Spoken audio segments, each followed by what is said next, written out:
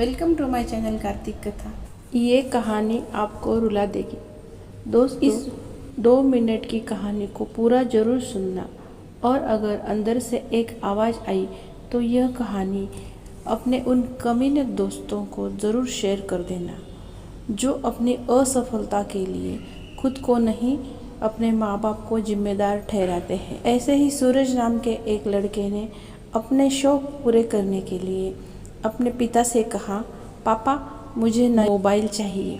पिता ने कहा, बेटा अभी कुछ वक्त रुक जा, फिर तुझे एक नया मोबाइल दिला दूंगा।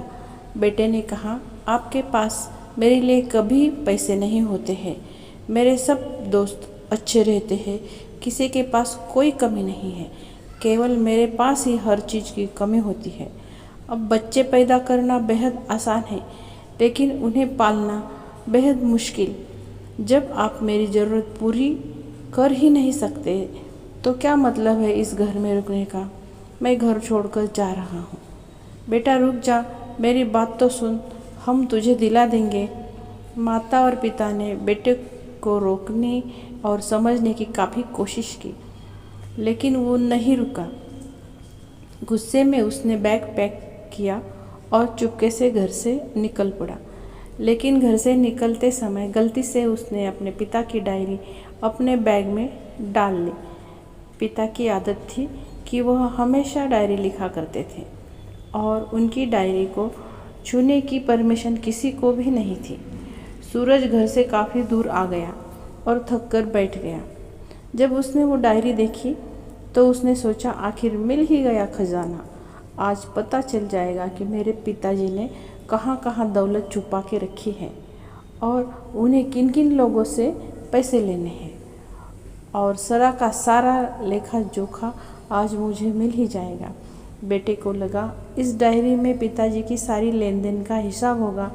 जैसे ही लड़के ने उस डायरी को पढ़ना शुरू किया, उसकी आंखों में आंसू बहने लगे। डायरी की शुरुआती पन्नों में बेटे को जो बाइक दिलाई थी उसका हिसाब लिखा था, जिसकी EMI पिताजी अभी तक चुका रहे थे। दूसरे पन्नों में उसके कॉलेज की फ़ीस और एडमिशन का कर्ज लिखा था कि इन लोगों से इतने पैसे वापस देने हैं। और सबसे आखिरी पन्ने पर लिखा था कि बेटे को अब मोबाइल दिलाना है और उसके लिए मुझे कौन कौन उधार दे सकता है, उन सभी के नाम भी लिखे हुए थे। सूरज ने जैसे ही सब पढ़ा, पागलों की तरह रोने लगा और रोते रोते दौड़ता दौड़ता भागता हुआ घर आया। जैसे ही उसने घर आकर देखा तो उसके माता पिता एक कोने में बैठकर रो रहे थे। बेटा अपने पिता के पैरों में गिरकर रोने लगा कि पिताजी मुझे माफ़ कर दो। पिता ने कहा, बेटा तू मत रो, तुझे मोबाइल मिल जाएगा।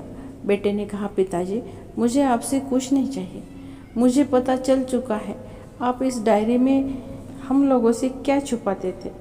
मैं अब आपको कोई काम नहीं करने दूंगा, मैं मेहनत करके सब कुछ ठीक करूंगा। यह सुनकर पिताजी ने बेटे को गले से लगा लिया।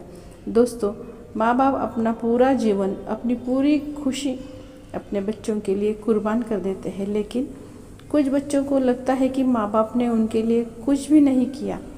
वह कभी आपको अपनी समस्या नहीं बताते, भले ही वह कितनी भी बड़ी समस्या से गुजर रहे हो। रिश्तेदार भी उन्हें नीचा दिखाते होंगे तो भी वह सह लेते होंगे, लोग भी उन्हें ताने मारते होंगे तो भी वो सह लेते हैं, लेकिन आपसे अपनी समस्या कभी शेयर नहीं करते, क्योंकि वो आपको कभी दुखी ही नहीं देखना चाहते। अब आपका फ़र्ज बनता है अपने माँ बाप को अच्छी तरह रखना और उन्हें सुख देना, ताकि वो भी अपने जीवन का बचा हुआ समय सुख से गुजार सके। यदि आप अभी भी नींद में सोए हो तो आप जग जाइए और अपने शौक़ पूरे करने पर नहीं, अपना करियर बनाने पर ध्यान दीजिए, क्योंकि अगर आप अपने माँ बाप के रहते कुछ नहीं कर पाए तो बाद में आप सोने का महल भी बना लोगे ना, तो उसमें भी आपको नींद नहीं आएगी। माँ बाप को दुख मत दो। अगर आप अपने माँ बाप से सच्चा प्यार करते हो ना, तो अपने जीवन में कुछ बेहतर कर लीजिए, ताकि आपके माता पिता को उम्र होने के बाद भी काम ना करना पड़े। अगर कहानी अच्छी लगे तो इसे सभी के साथ शेयर कीजिए। और अगर अभी तक लाइक नहीं किए हैं तो ज़रूर लाइक करें, सब्सक्राइब करें, कमेंट में लिखें। जय हिंद।